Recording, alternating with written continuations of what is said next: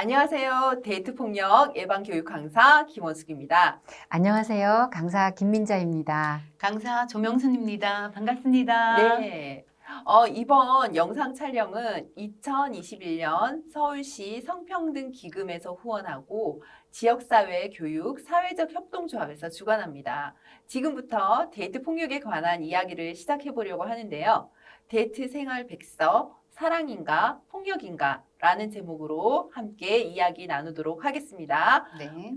먼저 우리가 데이트 유형에 대한 점검을 한번 해보려고 하는데요. 나의 데이트 유형과 관계를 점검하고 데이트 폭력의 유형 및 그 대처 방법에 대해서 알아보도록 하겠습니다. 자, 그러면 먼저 나의 데이트 유형과 관계를 한번 점검해 볼 텐데요.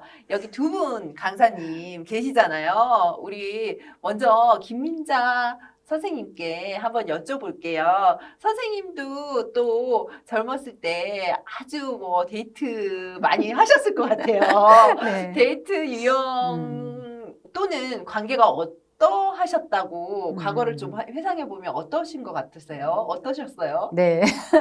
말씀하신 대로 네. 뭐 한 번은 아니었겠죠. 그죠? 네. 여러 번을 이제 데이트를 한 적도 있는데, 그래도 기억에 남는 데이트는 좀 서로 잘 배려해주고 네. 또 존중해주고 그런 관계였던 그런 데이트가 기억에 남고요. 좀 기억에 남고 싶지 않은 데이트는 데이트를 네. 하다 보면 자기 위주로 끌고 가려고 하고 자기 마음대로 하려고 하고 저를 이렇게 조종하려고 하는 그런 데이트 관계는 정말 불편했던 기억이 있어요. 아, 그쵸. 우리가 네. 배려해주고 존중해주는 관계 정말 중요하죠. 네. 우리 조명순 선생님은 어떠세요? 네. 뭐 김민자 선생님에 비하면 저는 연애 박사였던 것 같은데요. 그래요? 네, 뭐 네. 근데 연애 초에는 저는 사실상 대학에서 만난 친구랑 연애를 하고 결혼을 했던 케이스라서 네. 초창기에는 정말 많이 싸웠었어요. 아. 그래서 모든 친구들이 너네 좀 헤어지면 안 되겠니? 이렇게 말을 네. 들었었는데 사실 그렇게 연애 초에는 진짜 간섭도 많이 하고 이렇게 저를 좀 쪼이는 것 같아서 되게 불편했었는데요. 네. 근데 뭐 사실은 그게 지금 공부를 하면서 보니까 그런 게 데이트 폭력이었나 하는 생각도 있긴 하지만 그래도 어떤 그런 폭력적인 성향의 사람은 아니었어서 네. 지금은 뭐 오래 살다 보니까 서로 이해 폭도 넓어지고 지금은 편한 관계가 되고 잘 살고 있습니다. 그러셨군요. 연애 초에는 조금 간섭을 많이 하는 것 같아서 불편했지만 점점 관계가 좋아졌다. 좀 좋은 이제 발전적인 사례네요. 네, 그렇긴 네. 하지만 그 어떤 행동이나 이런 걸 볼 때 그 폭력적인 성향에 대한 앞으로 지금 네. 이야기에서 주어지는 것들은 좀 염두에 두고 봐야 된다고 생각을 합니다. 아, 그렇군요. 왜냐하면 네. 사실 전 연인 관계에서 그 친밀하다라는 그 말이 상당히 네. 신경이 쓰이거든요. 그러니까 사람들이 맞아요. 모든 거에 친밀해. 우리는 친밀한 관계면 모든 게 뭐 해결돼. 뭐 그 정도는 네. 괜찮지. 이런 말들 속에서 그 친밀한 관계라는 말 속에 갇혀서 수많은 일들이 일어나고 있거든요. 사실은 네. 부모, 자식도 그렇고 가족 관계도 그렇고 연인 관계도 물론 그렇고 네. 그래서 어디까지의 경계를 우리는 친밀하다라고 말하는 건지 참 궁금해요. 그 경계가 분명히 필요한데 어디까지의 경계를 친밀하다는 거에서 허락을 할 건지. 네. 네. 선생님 말씀을 듣고 보니까 진짜 연인 관계에서 우리가 놓치고 있는 부분이 친밀하다고 생각하기 때문에 이런 폭력이 일어났을 때 폭력과 화해하는 걸 반복하면서 관계를 끊지 못하고 계속해서 이제 끌려다니게 되고 관계를 유지하게 되는 거 아닐까 싶습니다. 예, 그러니까 거의 100%를 네. 지금 연애 상황이라고 공유하고 뭐 친밀한 관계라고 그렇게 하는 건 나중에 상당히 위험할 수 있는 것 같아요. 네. 혹시 김민자 선생님, 우리 이런 데이트 폭력에 관한 요즘에 책들도 많이 나오고 있다고 제가 얘기를 들었어요. 네. 혹시 책 뭐 찾아보신 거 있으신가요? 네, 책을 이제 보다 보니까 당신의 연애는 안전한가요? 이런 제목도 있더라고요. 네, 그래서 읽다 보니까 뭐 데이트 폭력에 관한 거, 가스라이팅, 그래서 이런 일들이 내게는 일어나지 않을 줄 알았다. 이런 이제 내용들도 많았고요. 네. 그래서 그 책의 말미에 저자가 이제 선정해 놓은 책의 제목들을 좀 살펴보았더니 제목들이 아주 불편함을 주는 그런 제목들이 많았어요. 어떤 거가 있었을까요? 아주 궁금해요. 아주 친절한 폭력. 이게- 폭력이 어떻게 친절할 수가 있죠? 그러니까요. 이게 네. 굉장히 이렇게 언어적인, 너무 대비되는 언어인데 그렇죠. 어떻게 폭력이 친절할까요? 그렇죠. 네. 예. 그리고 그 일은 전혀 사소하지 않습니다. 뭐 남자들은 나를 자꾸 가르치려 든다. 너무 싫어요. 가르치려 드는 거. 네. 그렇죠. 제목만 들어도 네. 굉장히 숨이 막힙니다. 네. 그래서 아까 말씀하신 어떤 그런 친밀한 관계이기 때문에 네. 내가 내 맘대로 해도 된다. 이런 생각을 할 수 있는 것 같아요. 그래서 이런 책 제목들만 들어봐도 뭔가 좀 불편함이 많이 느껴지는 그런 책들 제목이었어요. 네, 선생님 말씀하시는데 제가 아까 제목만 들어도 이거는 정말 네. 일반적인 사랑하는 연인 관계라는 생각이 들지 않아요. 그렇죠. 이게 제목만 들어도 굉장히 뭔가 좀 무거운 느낌이 듭니다. 그죠? 네. 네, 저도 갑자기 생각났어요. 제가 읽었던 어떤 그런 제목 중에 우리는 살아남았다라는 제목이 있어요. 요즘 네. 뉴스나 이런 걸 보면 아마 이게 가슴으로 닿을 수도 있는 것 같아요. 그죠? 네. 뭐 일일이 이런 방송에서 예를 들 수는 없지만 정말 우리는 살아남았다? 이게 얼마나 절실한지. 그리고 이런 제목도 있어요. 그것은 사랑이 아니었다. 너희 잘못이 아니야. 그건 네. 사랑이 아니니까. 그죠? 이 말이 상당히 네. 중요한 것 같아요. 위안을 주기도 하고. 피해자들한테는 진짜 너의 잘못이 아니야. 예, 이 그게 말을- 정말 중요한 것 네. 같아요. 꼭 해줘야 돼요. 네.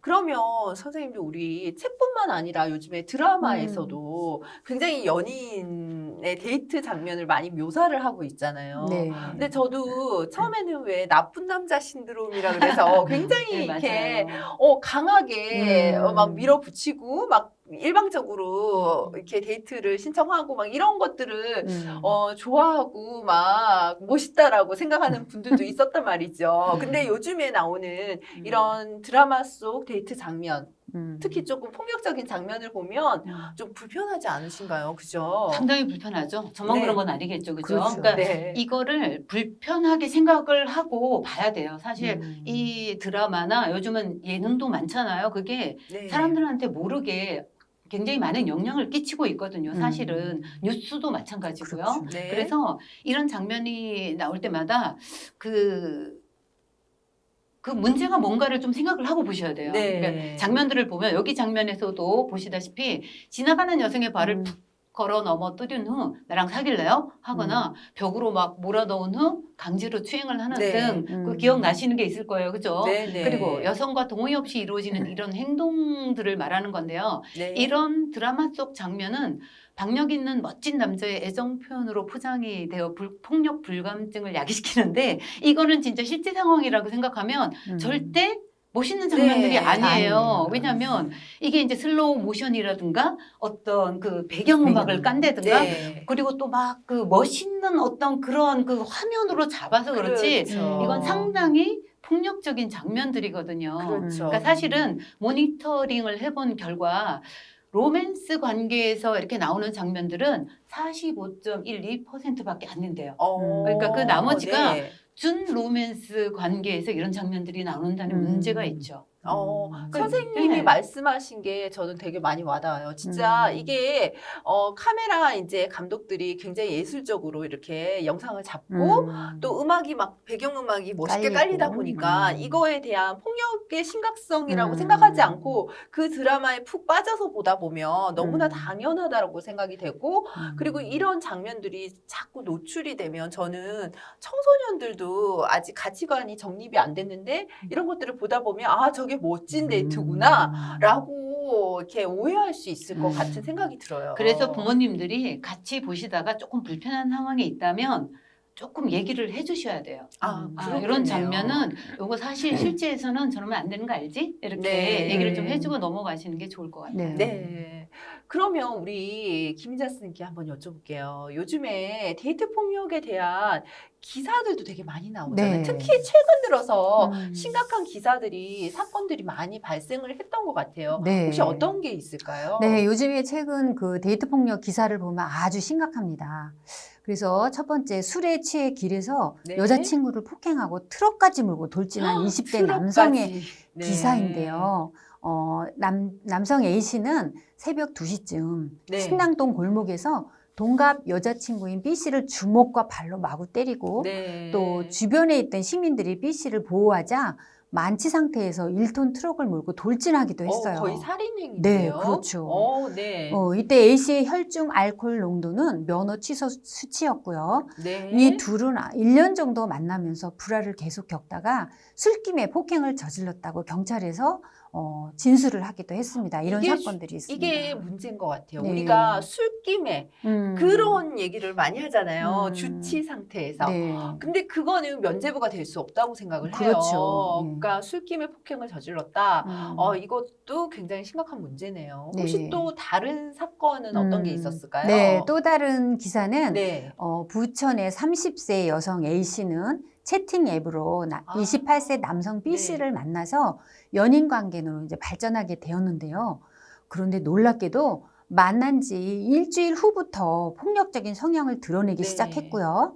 의견 대립이 생기면 막 소리를 지르거나 머리를 때리기도 했다고 네. 해요. 그래서 점점 이렇게 폭력이 심해지니까 A 씨가 만날 수가 없잖아요. 네. 그래서 헤어지자고 하자 B 씨는 강제로 성행위를 하고 또 그걸 동영상으로 촬영을 하고 네. 사회생활을 못하겠다고 협박을 하는 그런 사건들이 네. 또 있었어요. 그러니까 채팅 앱도 정말 우리가 진짜 한 번쯤 생각해 봐야 될 만남의 공간인 것 같아요. 네. 그죠? 네. 근데 이건 요즘 네. 젊은 사람들이 너무나 흔하게 해요.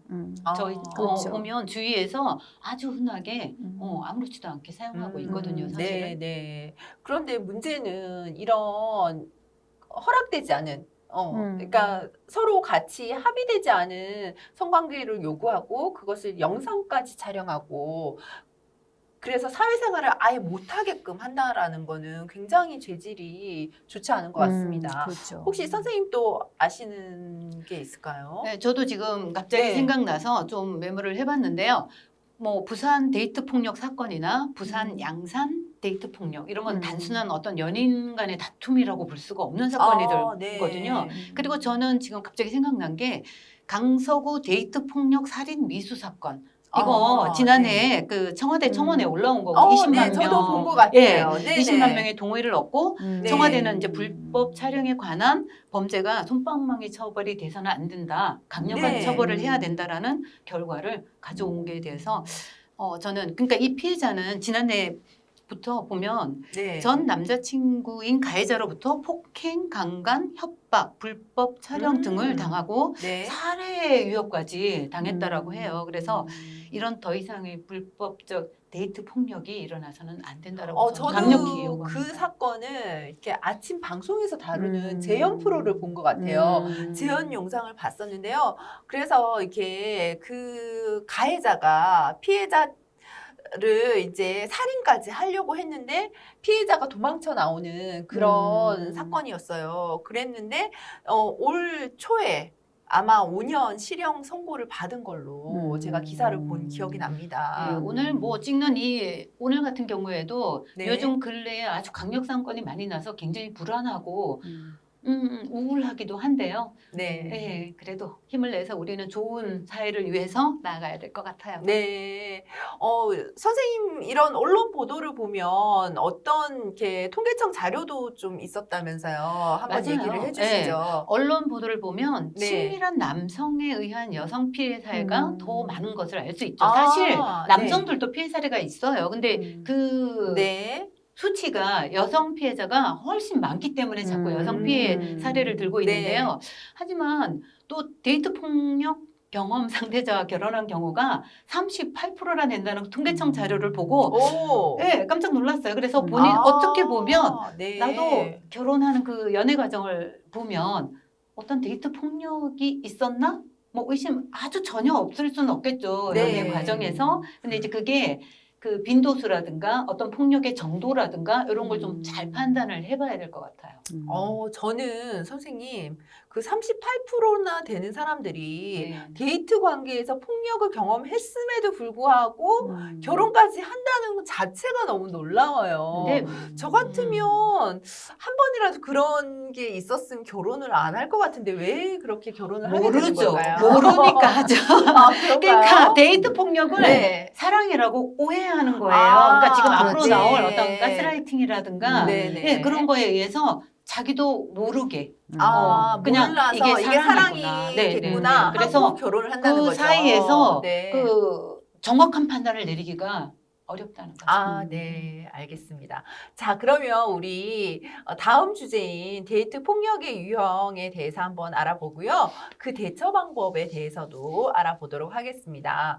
우리 조명수 선생님께서 방금 가스라이팅 뭐 이런 것도 네, 잠깐 네. 언급을 하셨는데요. 데이트 폭력의 유형이 여러 가지가 있다면서요. 그 유형을 어떻게 나누면 좋을까요? 그러게요. 모든 데이트에서 일어나는 폭력은 데이트 폭력이긴 합니다. 그런데 네. 요새 이제 이 표에서 보다시피 실태 조사를 해봤더니 네. 저는 사실은 뭐 성적 폭력이나 이런 게 많을 줄 알았는데 가장 많은 유형으로는 네. 누구와 만나는지 옷차림이나 일정 같은 걸 간섭하고 그리고 SNS 점검 등을 통해서 통제하는 행위가 가장 많게 나왔어요. 1위가 통제군요. 네네네네. 그래서 네.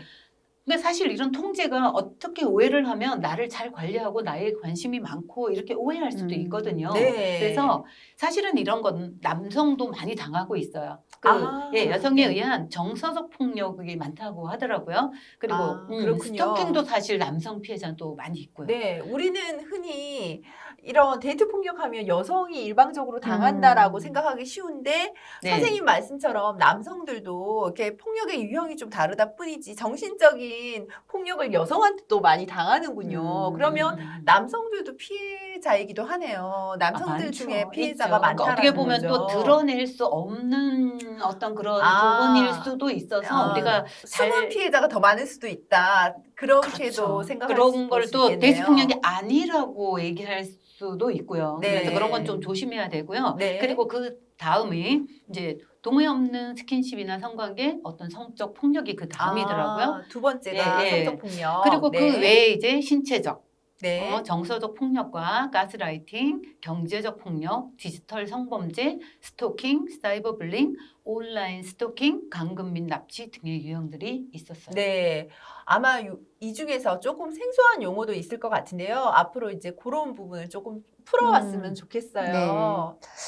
사이버블링이라는 단어가 나왔는데 혹시 생소하신 분들도 있을 것 같아서 그러게요. 사이버블링 그쵸. 좀 설명해 주시면 예, 좋겠습니다. 사이버블링은 사이버라는 약자와 네. 약자 네. 괴롭히라는 뜻의 불링의 합성어예요. 사이버하고 약자 괴롭히기. 괴롭히기의 합성어다. 그래서 네. 온라인 공간에서 모르는 사람이나 아는 사람에게 심한 악플을 다는 경우도 있고요. 네. 그리고 또 한 번쯤 들어보셨을 거예요. 떼카. 떼카가 뭔지 아세요? 들어보셨죠? 네. 떼카가 그러니까 한꺼번에 여러 사람이 한 사람을 공격하는 거 아니에요? 카톡방에서. 카톡방에서. 네. 네네. 그리고 방폭. 방폭. 방을 폭발한다. 네. 그러면 그 피해자 한 사람만 남겨놓고 나머지 사람들이 카톡방을 다 나가버리는. 그러니까요. 네네. 그러니까 뭔 대답이나 어떤 그런 네. 걸 들어주지도 않고 어떤 네. 기회가 없는 거예요. 소명의 기회가. 네. 그리고 카톡 감옥. 카톡 감옥. 네. 카톡 감옥 쌤 아세요? 네. 네. 나가면 다시 초대하고 나가면 다시 초대하고 거기서 못 나가게 감옥. 완전 정말 카톡 네. 감옥이네요. 말 그대로. 그러니까요. 그러니까 예전에는 뭐 실제로 만나서 이루어지는 폭력이 있었다면 이런 네. 사이버 폭력이 많이 늘어났죠. 그래서 또 인터넷 게시판에 허위 사실이나 네. 피해자 신상 정보를 그 성매매 사이트 있죠, 앱 이런 데다가 막 유포를 하기도 한대요. 네. 그래서 굉장히 문제가 되는 거죠. 그리고 데이터나 기프티콘 등을 강제로 갈취하는 행위도 있는데요. 이런 네. 것이 사이버 불링이라고 해요. 네, 알겠습니다. 너무 쉽게 좀 설명을 네. 해주신 것 같아요. 그러면 다음으로는요, 우리가 요즘에 심각하게 대두되고 있는 데이트 폭력 유형 중에 하나가 디지털 성폭력, 그리고 스토킹 많이 들어보셨을 거예요. 그리고 요즘에 새롭게 또 많이 얘기되고 있는 게 가스라이팅이잖아요. 그런 거에 대해서 조금 더 자세히 알아보도록 하겠습니다. 자, 선생님 디지털 네. 성폭력에 대해서 조금 설명을 해주시면 좋을 것 같아요. 네. 디지털 폭력은 디지털 매체를 통한 가해 행위들로 타인의 어떤 사생활이나 성적 네. 영상을 동의 없이 촬영하고 시청하고 유포하고 전시하는 행위를 말하는데요. 그렇군요. 네. SNS 친구 관계 등에 간섭하는 행위들이 있어요. 네, 요즘에 굉장히 네. SNS를 젊은 또 우리 대학생들도 많이 하잖아요. 네. 그러다 보니까 여자친구, 남자친구의 SNS를 일거수일투족 사진을 올리면 어디 보자고. 누구랑 갔었어. 막 이렇게 간섭하고 아예 그리고 뭐 1년 전 SNS, 2년 전 SNS까지 다 검색해가지고 관여를 하는 그런 것도 그것도 많거든요. 문제가 아니고 그 네. 애인 연인 관계에 있는 사람의 그 SNS 친구들을 차단해 버리기도 한다고 어머, 그러더라고요. 그래서 그래요. 예, 예, 네. 그런 경우 있고 또 위협적이거나 모욕적인 이메일이나 문자 메시지를 반복적으로 발송하는 경우도 있고요. 네. 또 원하지 않는 사진이나 동영상을 보내거나 또는 보내라고 강요하는 경우도 있습니다. 네. 그리고 끊임없이 메시지를 보내거나 또 전화하고 즉각 답하지 않으면 위협하는 경우 이런 경우들이 있어요. 그러니까 이게 뭐 연인 관계에서 조금 헤어지거나 조금 뭐 연락을 안 받거나 이랬을 때 수백 통의 네. 그 문제가 있는 것 같아요. 네. 그죠? 네. 보기만 하는 건 괜찮아. 네. 웹하드에서 돈 내고 산 건데 라는 생각으로 피해자에 대한 어떤 이런 생각 자체가 피해자에 대한 가해 행위가 될 뿐 아니라 불법 행위의 시작이 될 수 있음을 꼭 기억해 주셔야 해요. 네. 예, 그래야 대처 될 것 같아요. 방법은 계정 링크, 네. 전화 대화나 피해 촬영물을 캡처하고 저장해 놓고 또 네. 채팅방을 유지하셔야 돼요. 나가시면 채팅방 안 돼요. 나가면 안 되는 거네요. 그렇죠. 그대로 예. 유지를 해라. 네. 그리고 가해자 절대로 만나면 안 됩니다. 네. 그리고 증거 자료를 수집해서 경찰에 신고해야 합니다. 네. 예. 신고를 하는 게 정말 중요한데 사실 음. 현실적으로 신고를 하는 경우가 별로 많지는 않은 것 같아서 좀 안타깝습니다. 그래요. 왜냐하면 그 채팅 앱이나 네. 이런 걸 나가버리면 증거를 찾을 수도 없을 뿐만 아니라 그 네. 사이트를 다시 경찰에서도 그쵸. 찾기가 되게 힘들다고 하더라고요. 아, 네. 일단 증거를 보존해 놓는 게 음. 중요하겠군요. 그리고 제가 최근에 이런 이제 우리가 법 개정을 통해서 불법 촬영물 삭제를 할 때 본인이 아닌 가족이 요청해도 가능하다는 거. 선생님들은 알고 계시죠? 네. 성폭력 방지 및 피해자 보호 등에 관한 법률이 일부 개정 법률안으로 2020년 1월 9일 날 국회 본회의를 통과하게 됐습니다. 그래서 본인이 아닌 가족도 이런 불법 촬영물에 대한 삭제를 요청할 수 있다고 해요. 그리고 그게 가능하다고 합니다. 늦었죠, 그죠? 네. 근데 아시죠? 법이라는 건 먼저 음. 앞서가지 못한다는 사실을요. 네. 어쨌든 우리가 이런 디지털 성범죄가 발생을 하지 않으면 너무 좋겠지만 피치 못하게 발생을 했을 경우 또 이제 도움받을 수 있는 곳을 좀 안내를 해드리고 싶어요. 그러니까 디지털 성범죄 피해자 지원센터 이제 전화를 해서 도움을 받을 수도 있고요. 우리 여성이라면 꼭 기억해 둬야 할 전화번호 1366 국번 없이 1366에 전화를 하시면 여성 긴급 전화인데요. 24시간 동안 상담을 받으실 수 있어요. 그리고 경찰청 사이버 경찰청에도 도움을 받을 수 있고요. 방송통신 심의위원회에서도 24시간 동안 1377번으로 상담이 가능하다고 합니다. 사실 디지털 성범죄 피해자 지원센터는 6시 이후에는 상담이 안 되기 때문에 1366을 통해서 네. 신고가 가능하다고. 그 번호를 꼭 기억해 네. 주셨으면 좋겠고요.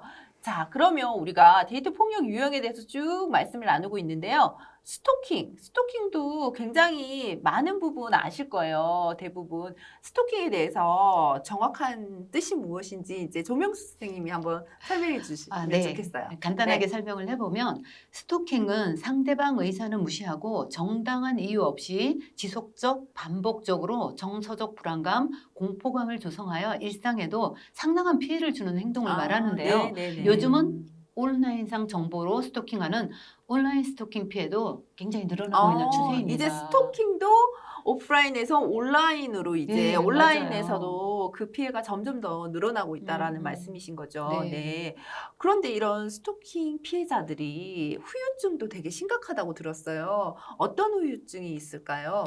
네, 예전에는 스토킹 그러면 그냥 관심이 있는 사람의 표현? 네. 아니면 그런 스토킹은 일부 연예인들이나 이런 사람들이 받는 그렇죠. 줄 알았는데요. 당하는 줄. 지금은 네. 너무 일상으로 내려와 있어서 상당히 위험해요. 그래서 조사를 해봤더니 신변 안전에 대한 두려움이 네. 가장 컸고요.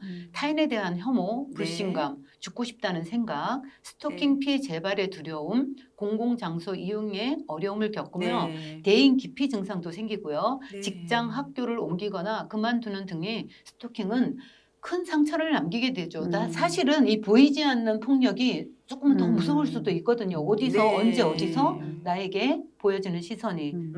정말 그러네요. 직장이나 학교를 옮기고 그만둔다는 거는 음. 일상생활에 너무나 큰 영향을 미치는 거잖아요. 그래서 스토킹도 정말 가볍게 넘겨서는 안 될 문제인 것 같아요. 네, 예전에 그 스토킹 뉴스에서 보면 스토킹을 피해서 안전하게 이사를 가서 주소를 다 옮겼는데 그 주소 주소마저도- 알아낸 거 아시죠? 그쵸. 그죠? 너 정말 저도 실망했어요. 사실은. 네. 우리 김민자 선생님께서 이제 이런 스토킹에 대한 처벌이 강해졌다고 하는데 그 부분에 대해서 좀 설명을 네네. 해주시면 좋을 것 네, 같아요. 그렇습니다.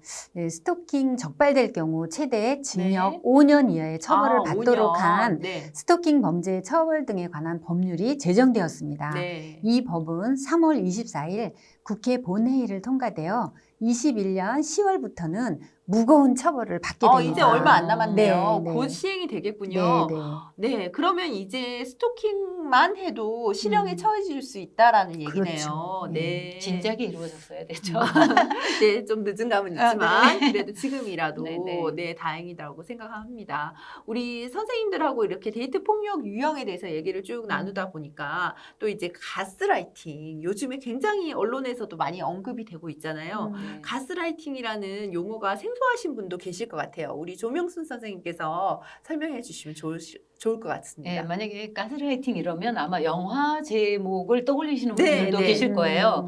우리나라에도 개봉이 됐던 가스라이트라는 영화 때문인데요. 그것은 사랑이 아니다의 작가이며 미국 정신분석 심리치료사인 로빈 스턴은 1944년 미국에서 개봉한 영화 가스라이트의 제목을 인용해서 가스라이팅이라는 심리학 용어를 만든 거예요. 그게 심리학 용어였군요. 네. 그래서 가해자는 상황 조정을 통해 피해자에게 현실감과 판단력을 잃게 만들고 정신적으로 황폐화시켜 막강한 지배력을 행사하게 되고 결국 피해자를 파국으로 몰아가는 것이 가스라이팅이에요. 네, 친밀함을 가장한 폭력이나 데이트 폭력에서 많이 보이고 있죠. 그렇군요. 가스라이팅이 뭔지 이제 조금 이제 이해가 되는데요. 그거 가스라이팅도 뭔가 단계가 있다고 해요. 그죠? 네네. 단계별로 이렇게 진행이 된다고 하는데 그 단계에 대해서 한번 네. 김민자 선생님 말씀을 들어보겠습니다. 네. 첫 번째는 관계를 형성하는 단계입니다. 네. 그래서 야, 나니까 네 얘기를 들어주는 거야. 나는 네 편이야. 이렇게 네. 관계를 이제 첫 번째 형성하게 되고요. 네. 두 번째는 기억을 왜곡시키는 단계입니다. 네. 야, 너 왜 자꾸 이런 잘못을 반복하는 거야? 네. 이렇게 이야기를 하면서 자기 스스로 자신을 믿지 못하게 만드는 그런 단계가 그렇군요. 있습니다. 네. 그러니까 왜곡시키는 거죠. 네. 네, 세 번째는 미니마이징이라 그래서 야, 주변 사람들이 널 얼마나 알아. 내가 더 잘 알아. 그래서 자신을 무조건 믿게 만드는 그런 단계입니다. 네. 그리고 네 번째는 무시하는 단계인데 야, 내가 분명히 기억해. 너 왜 생사람 잡아? 야, 너 쓸데없이 예민하네? 이러면서 상대방을 무시하는 단계까지 가면서 폭력을 행사하게 됩니다. 이런 순서로 이렇게 진행이 네. 되는군요. 그렇죠. 그러게요. 그러면 조명수 선생님 혹시 가스라이팅을 하는 사람들이 흔히 자주 쓰는 말 같은 게 있을까요? 네, 이런 말을 하는 게 있대. 상대에게 넌 너무 예민해. 이게 네. 내가 무시당하는 이유야. 아니면 나는 그런 이야기 한 적 없어. 너 혼자 상상한 것이겠지. 무심코 이런 말을 하고 있지는 않은지를 그런 말 살펴봐야 많이 되고요. 할 수 있을 것 같아요. 네. 네. 그리고 이게 다 내가 잘못해서 그런 거야. 오히려 피해자한테 네. 책임을 전가시키는군요. 그리고 네. 나를 사랑하는데 이 정도도 못해줘? 네. 그런 옷차림 싫다고 했잖아. 입지 마. 굉장히 간섭을 하는군요. 네네네. 뭐 네. 이게 어떻게 보면 사랑인 것 같죠? 네. 너를 사랑해서 하는 말이야. 비난받아도 참아야지. 그러니까 이런 말을 듣고 있었다면. 그러니까 제가 드린 말씀처럼 내가 무심코 말하거나 듣고 넘기는 이런 말들을 의심해 봐야 돼요. 왜냐하면 네. 사실은 이거 가스라이팅일 수가 있거든요. 네, 그렇군요. 그러면 이런 가스라이팅을 어떻게 하면 좀 대처할 수 있는 방법이 있을까요? 네. 우선 기록하셔야 됩니다. 그래서 기록이 중요하군요. 네. 기록. 자신의 어떤 처한 상황이나 또 자신의 생각, 감정들을 그 현실에 관한 어떤 상황들을 잘 기록하셔야 하고요. 네. 그리고 상대방의 행동도 꼭 기록을 해 놓으셔야 합니다.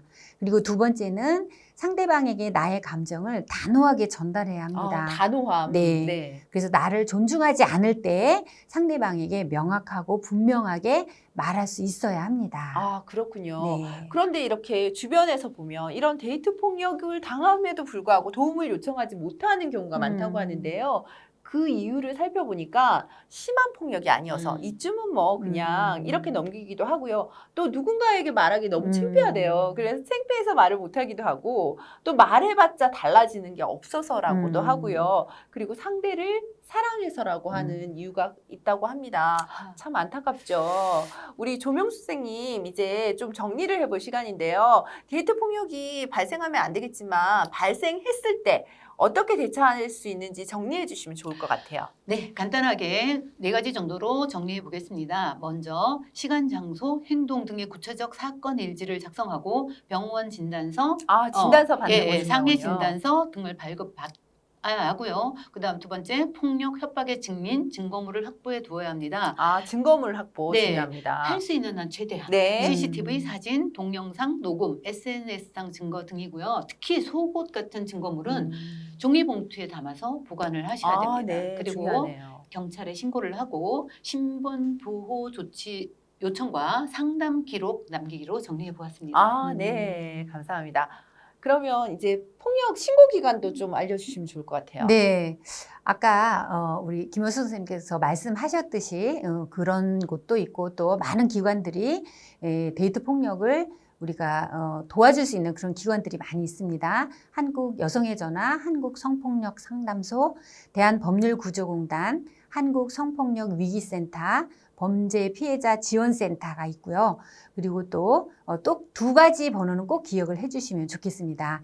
범죄신고 112 다 아시죠? 그리고 여성 긴급전화 1366 요 2 번호로 연락을 하시면 되겠습니다. 네, 나의 이제 연애생활 백서, 연애를 하는 것, 이별하는 것, 또 사랑을 하는 거, 우리 모두 주인공은 바로 나입니다. 긴 시간 동안 경청해 주셔서 감사합니다. 감사합니다. 감사합니다.